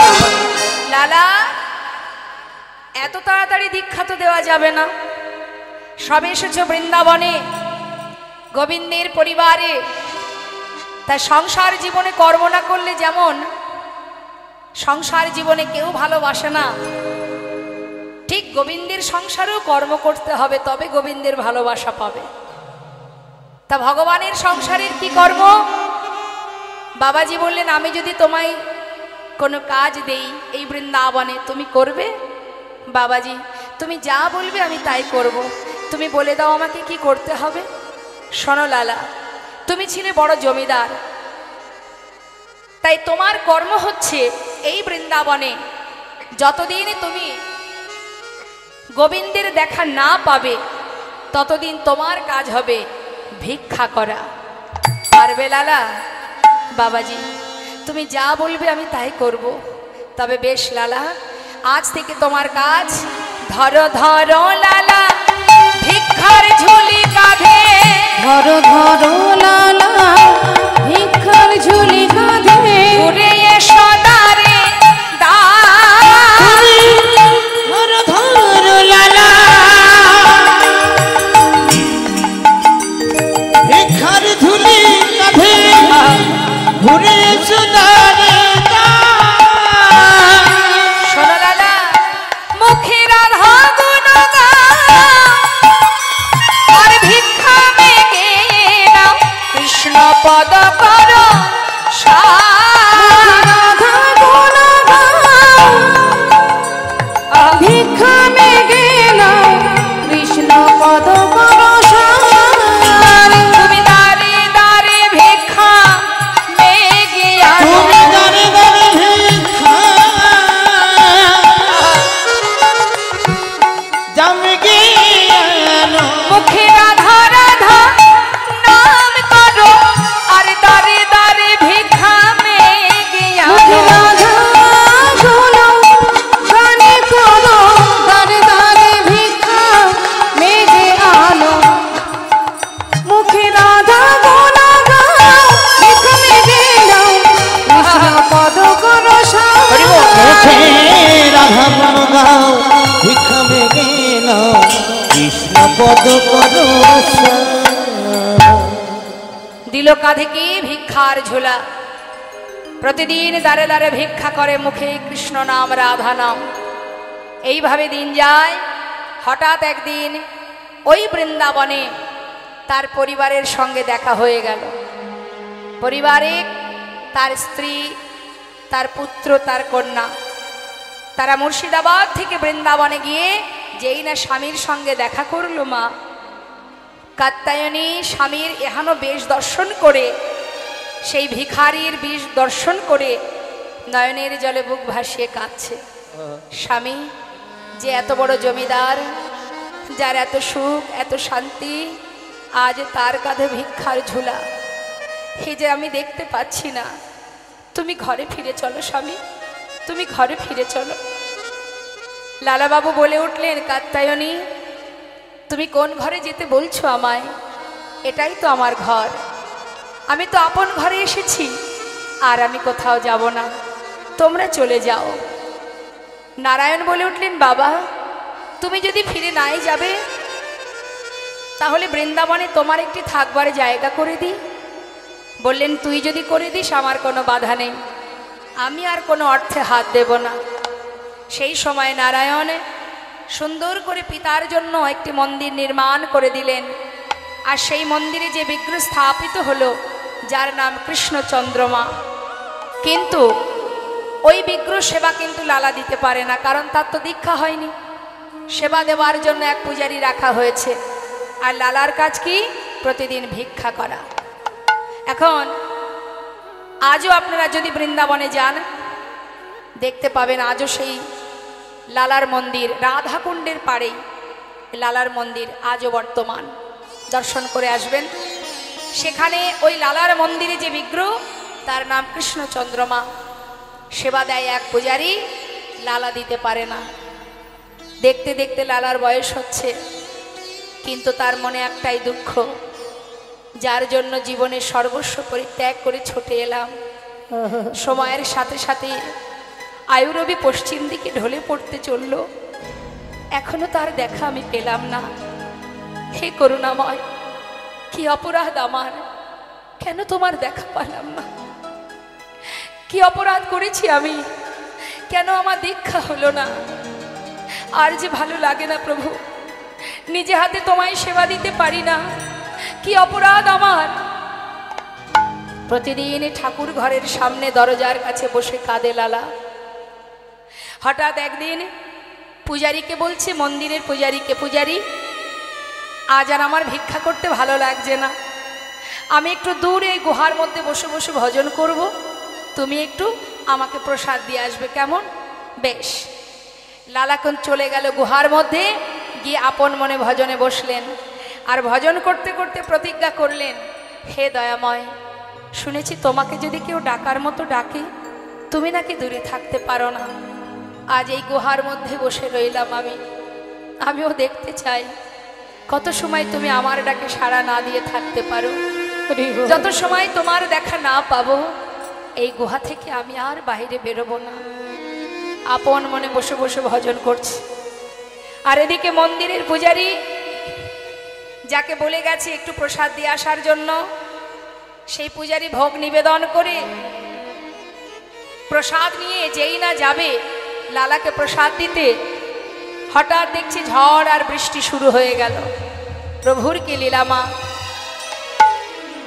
লালাকে গুহা থেকে বাহির করবার জন্য ভগবান মনে মনে স্থির করলেন, লালা যখন প্রতিজ্ঞাবদ্ধ, ওকে তো গুহা থেকে বাহির করতেই হবে। তাই কি করলেন, যেই না ঝড় বৃষ্টি শুরু হলো সঙ্গে সঙ্গে পূজারী মনে মনে ভাবছে এত বৃষ্টি, কি করে যাব প্রসাদ দিতে, বৃষ্টি বন্ধ হোক তারপরে যাব। এই ভেবে প্রসাদের থালাটা বারান্দাতে রেখে ভিতর ঘরে চলে গেলেন। ঠিক সেই সময় ভগবান ঝড় বৃষ্টি মাথায় করে বয়ে প্রসাদের থালাটি হাতে নিয়ে এক পা দুপা করে পূজারীর রূপ ধারণ করে ওই গুহার ভিতরে যাচ্ছে। ভক্তের বোঝা ভগবানই বয় যাচ্ছে নিয়ে। আর ভিতর ঘরে ওই গুহার মধ্যে বসে বসে লালা আপন মনে ভজন করছে। রাধে কৃষ্ণ গোবিন্দ গোপাল রাধা রমণ হরি হরি হরি বল। রাধে কৃষ্ণ রাধে কৃষ্ণ গোবিন্দ গোপাল বল বল রাধার মন হরি হরি হরি বল। রাধে কৃষ্ণ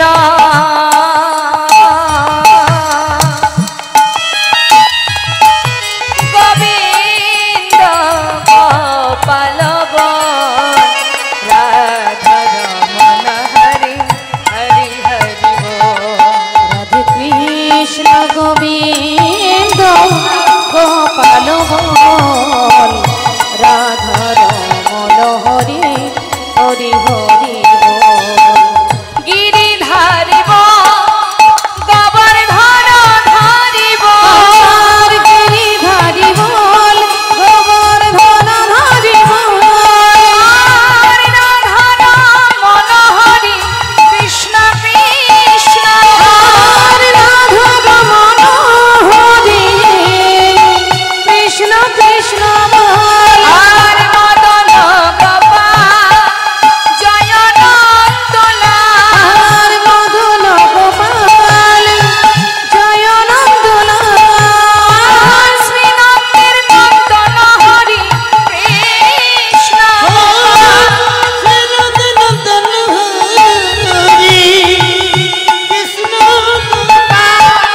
তুমি রাধা না জগতের না, তুমি রাধা না জগতের না। আর তুমি রাধা না জগতের না। তুমি রাধার না জগতের না। গোপী জন বল্লভ প্রভু গোপীরা রাধে কৃষ্ণ রাধে কৃষ্ণ গোবিন্দ গোপাল বল বল রাধা রমণ হরি হরি হরি বল।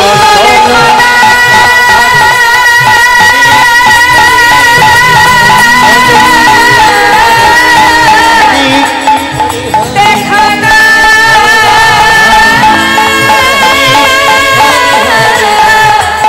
দেখা না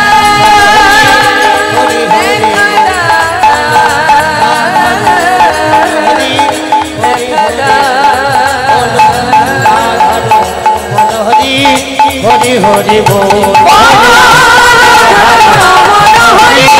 হরি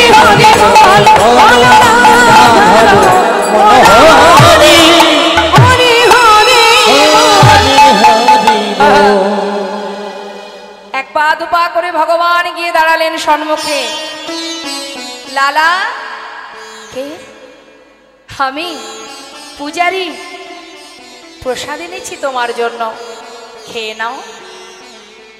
লালা কিন্তু প্রভুকে চিনতে পারলেন না মা। প্রসাদ সেবা করবার পর প্রভু আবার চলেও গেলেন। হঠাৎ বৃষ্টি বন্ধ হয়ে গেল। মন্দিরের প্রকৃত যে পূজারী সে মনে মনে ভাবলেন, যাই, বৃষ্টি থেমেছে, এবার প্রসাদটা দিয়ে আসে। বারান্দায় এসে দেখছি থালাতে আর কোনো প্রসাদ নেই। ভাবছে হয়তো কোনো ভক্ত এসে প্রসাদ নিয়ে চলে গেছে। যা, ঘরে তো আরো আছে, তা থেকে একটু দিয়ে আসি। এই ভেবে প্রসাদ কিছুটা নিয়ে এবার প্রকৃত যে পূজারী সে গুহার মধ্যে যাচ্ছে। গিয়ে ডাকছে, লালা, লালা। কে? একটু দেরি হয়ে গেল গো, প্রচন্ড বৃষ্টি বাইরে, তাই একটু দেরি হয়ে গেছে। এই দেখো এনেছি প্রসাদ, খেয়ে নাও। তুমি প্রসাদ খাবে বলেছিলে না? প্রসাদ? আমি তো খেয়েছি। প্রসাদ খেয়েছো? কে দিয়েছে তোমায়? কেন? তুমি তো এলে, আমাকে প্রসাদ দিলে, আর আমি প্রসাদ সেবা করার পর তুমি চলেও গেলে। আমি এসেছিলাম? লালা, আমি তো আসিনি, তুমি আসনি। তবে কে এসেছিল? তোমার মতো দেখতে, তোমার মতো রূপ, তোমার মতো বেশ, তোমার মতো কণ্ঠ, ঠিক তোমারই মতো আমাকে প্রসাদ দিয়ে চলে গেল। বিশ্বাস করো লালা, আমি কিন্তু তোমার কাছে আসিনি। পূজারি, তবে কে এসেছিল আমার কাছে? একটিবার বলো না। পূজারি বলছে, লালা, তুমি চিনতে পারোনি তাকে? সে এসেছিল তোমার কাছে, তুমি তাকে চিনতে পারলে না লালা। পূজারি, তুমি কার কথা বলছো? বলো না, কে এসেছিল আমার কাছে? লালা, তুমি এখনো বুঝতে পারছো না কে এসেছিল তোমার কাছে? বারবার কেন জিজ্ঞাসা করছো লালা? পূজারি, আমাকে বলে দাও, তবে কি প্রভু এসেছিল? সে কি এসেছিল আমার কাছে? পূজারি বলে উঠলেন, লালা, মিছে কেন পুছো মোরে, আমার বলা কিছুই না। মিছে কেন বুঝো মোরে, আমার বলার কিছুই নাই। যে যা করে করার তিনি, সবার অন্তরে সে যে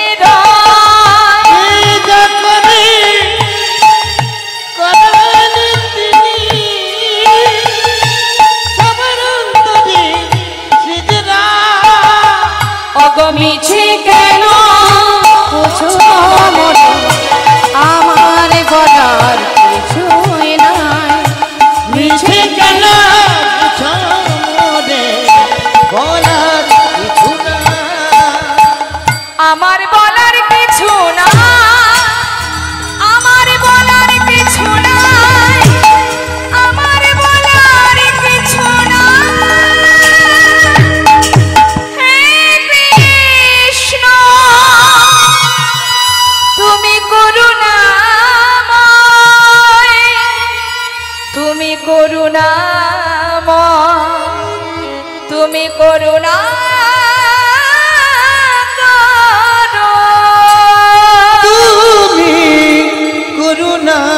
করুণাময়, করুণা করো।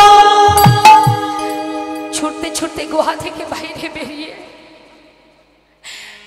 প্রভুর চরণটা জড়িয়ে ধরে বলছে, দয়াময়, একটিবার বলে দাও, কেন তুমি আমার সঙ্গে এমন ছলনা করে যাচ্ছ? কি অপরাধ আমার? একটিবার বলো প্রভু, আর কত কাঁদাবে তুমি আমায়?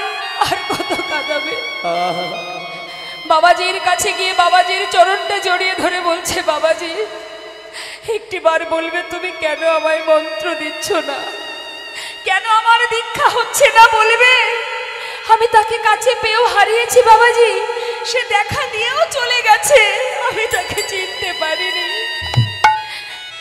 বাবাজি বলছে, লালা এখনো তোমার মন্ত্র পাওয়ার সময় হয়নি, তুমি ফিরে যাও, সময় হলে আমি তোমায় নিজে এসে মন্ত্র দিয়ে যাব।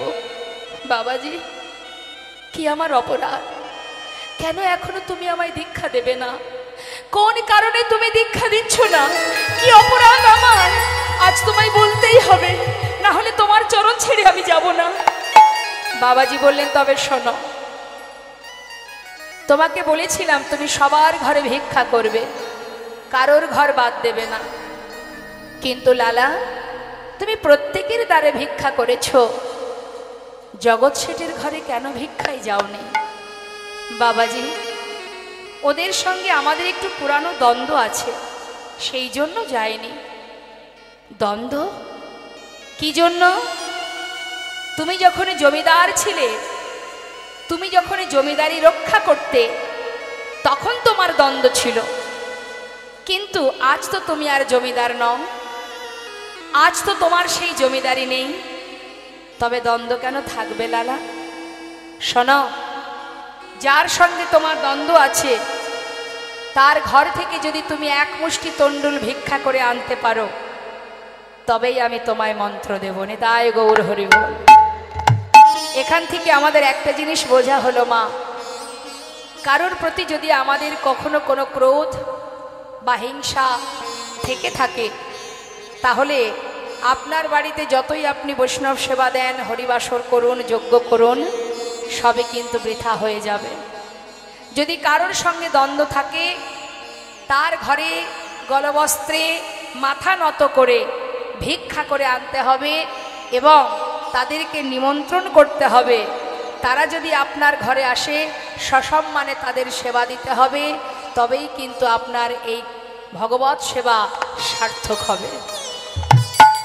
তাই কখনো ভিতরে হিংসা নিয়ে, ক্রোধ নিয়ে, দ্বন্দ্ব নিয়ে, বিবাদ নিয়ে কোনোদিন ভগবত কৃপা লাভ করা যায় না। যাও লালা, যার সঙ্গে এতদিনের শত্রুতা, এতদিনের দ্বন্দ্ব, তার ঘরে গিয়ে নত মস্তকে ভিক্ষা করে নিয়ে এসো, তবেই তোমার দীক্ষা হবে। আমাদের এ জগতে অনেকে আছে, দেখবেন কারোর সঙ্গে যদি একটু গণ্ডগোল ঝগড়া হয়ে যায়, দেখবেন বাড়িতে কোনো শুভ কাজ করলে তাকে নিমন্ত্রণ না করে, তাকে বাদ দিয়েই হরিবাসর বা যে কোনো ভালো কাজ করা হয়। কেন না? ওদের সঙ্গে কথা বলি না, ওদেরকে ডাকবো না। অনেক জায়গায় আছে এরকম হয়। কিন্তু এই ধরনের শুভ কাজে জানবেন আপনার অর্থটাই শুধু ব্যয় হবে, কাজের কাজ কিছু হবে না। সবার আগে চাই দীনতা, দীনতা না থাকলে ভগবত কৃপা লাভ করা যায় না। কি করলেন? লালা ভিক্ষার ঝোলা নিয়ে বাবাজির কথা মতো জগৎ শেঠের দ্বারে এসে দাঁড়ালেন। নিতাই গৌর হরি বল। মস্ত বড় জমিদার লালা জগৎ শেঠের দ্বারে এসে তার মুখে কৃষ্ণ নাম, চোখে কৃষ্ণ প্রেমের বাড়ি, সারা গায়ে কৃষ্ণ নাম লেখা, কাঁধে ভিক্ষার ঝোলা, মুখে চিৎকার করে বললেন, ভিক্ষাং দেহি, ভিক্ষাং দেহি। আহা, দাঁড়িয়ে দেখছে সর্বনাশ, এ তো মস্ত বড় জমিদার, সে আমাদের দ্বারে দাঁড়িয়ে আছে। কোনো কথা না বলে ভিখারি স্বরূপ কিছু দামি দামি রত্নে একটা পুটুলি নিয়ে যেই না দিতে গেছে, লালা বলে উঠলেন, ও দাঁড়ি, তুমি যেগুলো এনেছো আমি তো নিতে পারবো না, এত দামি দামি মূল্যবান রত্ন নিয়ে আমি কি করব? নিয়ে যাও, আমি তোমার হাত থেকে ভিক্ষা নিতে পারবো না। তোমাদের যে জমিদার আছে তাকে একবার ডেকে নিয়ে এসো, তার হাত থেকে এক মুষ্টি তণ্ডুল নিয়ে আমি চলে যাব। আমি ধনের ভিখারি নয় গো, আমি ধনের ভিখারি নয়, আমি ধনী ভিখারি গো, আমি ধনীর ভিখারি নই। চাই গো যে আমি এক মুষ্টি ভিক্ষা, চাই গো যে আমি এক মুষ্টি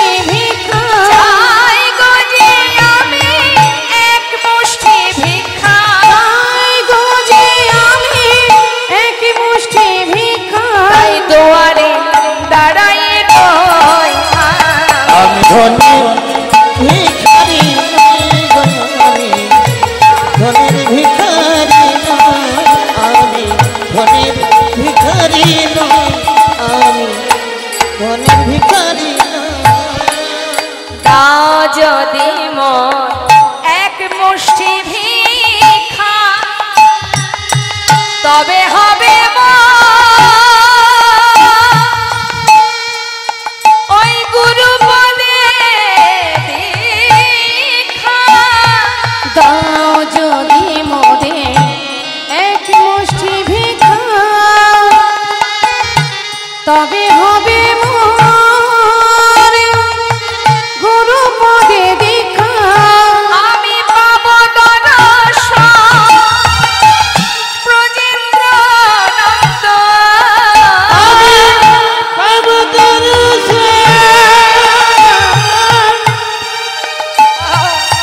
ব্রজেন্দ্রানন্দ, আমি পাব দর্শন ব্রজেন্দ্রানন্দ। ওগো সে কথা তোমারে কই, ধনের হরি বল, হরি বল। ভিখারি নয়, আজ আমি ধনের ভিখারি নয়, আজ আমি ধনের ভিখারি নয়। শুধু একটি বার তোমাদের জমিদার বাবুকে একবার নিচে নামিয়ে নিয়ে এসো। তার হাত থেকে এক মুষ্টি তণ্ডুল নিয়েই আমি চলে যাব। আমার এসব ধন ঐশ্বর্যের প্রয়োজন নেই। সঙ্গে সঙ্গে দাঁড়ি ভিতরে গিয়ে জগৎ শেঠকে বললেন, বাবু আপনার বহু পুরানো শত্রু আপনার দ্বারে এসে দাঁড়িয়ে আছে, আপনার হাত থেকে ভিক্ষা নেবে বলে। আমার শত্রু? কে সে? আর কে? আপনার পুরানো শত্রু আর কে? ওই যে লালা বাবু। লালা আমার দ্বারে এসেছে? হ্যাঁ, আপনার হাত থেকে এক মুষ্টি তণ্ডুল নিয়ে চলে যাবে। জগৎ শেঠ বলছে, বেশ, আমি দেখতে চাই তাকে। এক পা দু পা করে নিচে নেমে এলেন। এসে দেখছেন কি, সারা গায়ে কৃষ্ণ নাম লেখা, চোখে কৃষ্ণ প্রেমের বাড়ি, মুখের দিকে তাকিয়ে আছে। জগৎ শেঠ জিজ্ঞাসা করছে, তুমি যে বেশে আমার দ্বারে দাঁড়িয়ে আছো, এটা তোমার কোনো ছলনা নয় তো?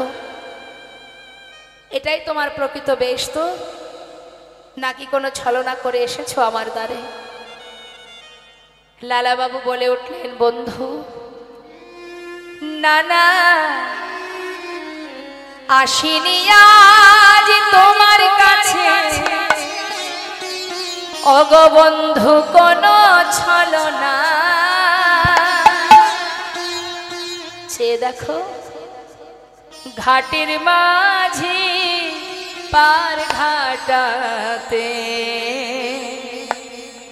বসে ডাকছে না না, আসিনি আজ তোমার কাছে বন্ধু, আজ কোনো ছলনা। ওই দেখো ঘাটের মাঝি পার ঘাটেতে বসে ডাকিছে আমার। যদি এক মুষ্টি দাও গো ভিক্ষা, ও বন্ধু তবে হবে গুরু পদে দীক্ষা। যদি একই মুষ্টি দাও গো ভিক্ষা,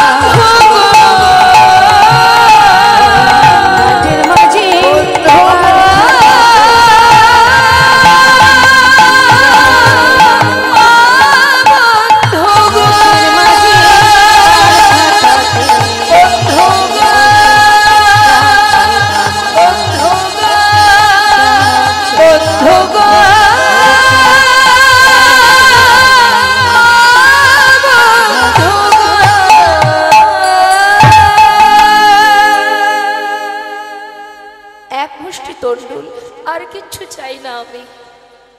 জগৎ শেঠ এক মুষ্টি তণ্ডুল তার ঝুলাই দিয়ে যেই না পিছন ফিরেছে, লালা আর দেরি না করে সেই এক মুষ্টি ভিক্ষা নিয়ে বাবাজি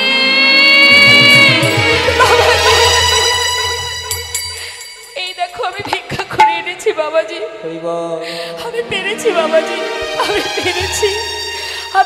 আমি জগৎ শেঠের ঘর থেকে ভিক্ষা করে এনেছি। বাবাজি বলছে, লালা আমি তো দেখতে পাচ্ছি তুমি ভিক্ষা করে এনেছো, কিন্তু তোমার পিছনেও কে আসছে? আমার পিছনে পিছন ফিরে তাকিয়ে দেখছে, তার পশ্চাতে জগৎ শেঠ। বন্ধু বন্ধু তুমি? জগৎ শেঠ বলে উঠল, লালা তুমি যখন আমার দ্বারে গিয়ে বললে যে তোমার জীবন বেলা বয়ে যায়, আমি মনে মনে ভাবলাম তোমার যদি জীবন বেলা বয়ে যায় তবে তো আমারও জীবন বেলা বয়ে যায়। তোমাকে এক মুষ্টি তণ্ডুল দেওয়া মাত্রই কোনো দিকে না তাকিয়ে পাগলের মতো ছুটতে ছুটতে তুমি চললে, আমি আর পিছনে ফিরে ঘরে যেতে পারলাম না। তাই তোমার পাছু পাছু আমি তোমাকে স্মরণ করতে করতে এসেছি। বন্ধু আমাকে তোমার করে নাও, গ্রহণ করো আমায়, আমি যে সব ছেড়ে তোমার কাছে এসেছি। বাবাজি ও আমার সেই বন্ধু যার ঘরে ভিক্ষায় গিয়েছিলাম, সর্বস্ব পরিত্যাগ করে আজ এখানে এসেছে। বাবাজি তুমি ওকে গ্রহণ করো। বাবাজি দুজনকে একসঙ্গে মন্ত্র দান করলেন। লালা বাবু জগৎ শেঠ দুজনে মন্ত্র পাওয়ার পর এতদিন দীক্ষা হয়নি বলে প্রভুর দেখা পাইনি, আজ যেই না মন্ত্র পেয়েছে মনের ভিতরে বাসনা দ্বিগুণ হয়ে গেছে। একবার দেখা দাও প্রভু, দেখা দাও, আর কবে তোমার কৃপা হবে? পথে পথে ঘুরে আর পাগলের ন্যায় ডাকে, আমি কেমন করে ডাকিব প্রভু বলে দাও, তুমি বলে দাও, আমি কেমন করে ডাকিব প্রভু বলে দাও আমায়, বলে দাও আমায়। কেমন করে ডাকিব প্রভু বলে দাও আমায়, তুমি বলে দাও আমায়। আমি কেমন করে ডাকিব প্রভু বলে দাও আমায়, বলে দাও আমায়। তুমি নাকি দয়াল হরি, তুমি সবার দয়া করো, আমি অধম রইলাম পড়ে, তোমার বিচার কেমন তর? তুমি নাকি দয়াল হরি, তুমি সবার দয়া করো, আমি অধম রইলাম পড়ে, তোমার বিচার কেমন করো? আমি কেমন করে রায় গৌর হরি বল, গৌর হরি বল, হরি বল। বলে দাও আমায়, তুমি বলে দাও আমায়। আমি কেমন করে ডাকিব প্রভু বলে দাও আমায়, বলে দাও আমায়। আমি কেমন করে ডাকিব প্রভু বলে দাও আমায়, বলো তো আমায়। প্রভুর চরণ স্মরণ করতে করতে মনস্থির করলেন দুই বন্ধু, তোমার দেখা যদি না পাই এই প্রাণ যমুনার জলে বিসর্জন করব। এক পা দুপা করে যমুনার দিকে এগিয়ে যাচ্ছে। যখন যমুনার জলে এক পা দুপা করে নামছে, অনাদি আদি গোবিন্দ আর স্থির থাকতে পারলেন না। দুই ভক্তকে রক্ষা করবার জন্য যমুনার পাড়ে বালুরাশিতে ত্রিভঙ্গ বঙ্কিম ঠামে দাঁড়ালেন। ডেকে উঠলেন, লালা কে? লালা, একবার পিছন ফিরে চেয়ে দেখো। লালা যেই না পিছন ফিরে তাকিয়েছে, দেখছে অনাদি আদি গোবিন্দ বিশ্ব ব্রহ্মাণ্ডের মালিক সর্বকারণের কারণাম আজ ত্রিভঙ্গ বঙ্কিম ঠামে দাঁড়িয়ে ছুটে গিয়ে দুই বন্ধু একসঙ্গে গোবিন্দের চরণটা জড়িয়ে ধরলেন।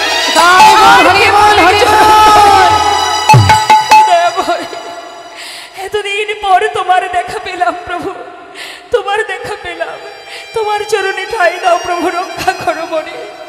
প্রভুর চরণ দুটি জড়িয়ে ধরে দুটি বাহু প্রসার করে বুকে জড়িয়ে ধরে বললেন, প্রভু গো, শুধু আমার চোখের সামনে নয়, আমার হৃদয় মন্দিরে তুমি একবার এসো। দুটি বাহু প্রসার করে ডাকছে ভগবানকে, মম অন্তর মন্দিরে এসো এসো মাধব কৃষ্ণ গোপাল, এসো মাধব কৃষ্ণ গোপাল। মম অন্তর মন্দিরে তুমি শুনে এসো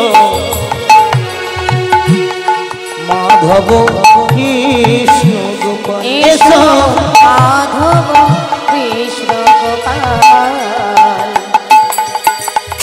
এসো এসো তুমি এসো হৃদয় মাঝে, অন্তর জামি হরি প্রাণ প্রিয় রাজে। এসো এসো তুমি এসো হৃদয় মাঝে, অন্তর জানি হরি প্রাণ প্রিয় রাজে। অধরে বাসিয়া মধুর হাসিয়া, অধরে বাসিয়া মধুর হাসিয়া। এসো এসো কৃষ্ণ গোপাল, এসো মাধব কৃষ্ণ গোপাল। অন্তর হরি বল, রাধে রাধে। এসো এসো মাধব কৃষ্ণ গোপাল। এসো মাধব কৃষ্ণ গোপাল। এসো মাধব কৃষ্ণ গোপাল। ভক্ত আর ভগবানের মিলন হইল, ভক্ত আর ভগবানের মিলন হইল, ভক্ত আর ভগবানের মিলন হইল, ভক্ত আর ভগবানের মিলন হইল। প্রেমানন্দে বদন ভরে হরি হরি বল, প্রেমানন্দে বদন ভরে হরি হরি বল। জয় হৃদয় জয় গো জয় রাধেশ্যাম। সবাই মিলে আমরা দুটি বাহু তুলে একবার একটি ভজন শ্রবণ করব, তারপরে নিতাই গৌরী জয়ধ্বনি করব।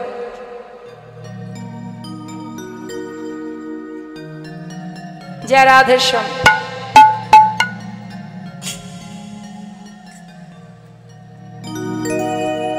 আমি বৃন্দাবনের পথে পথে গাইব রাধে রাধে না, আমি বৃন্দাবনের পথে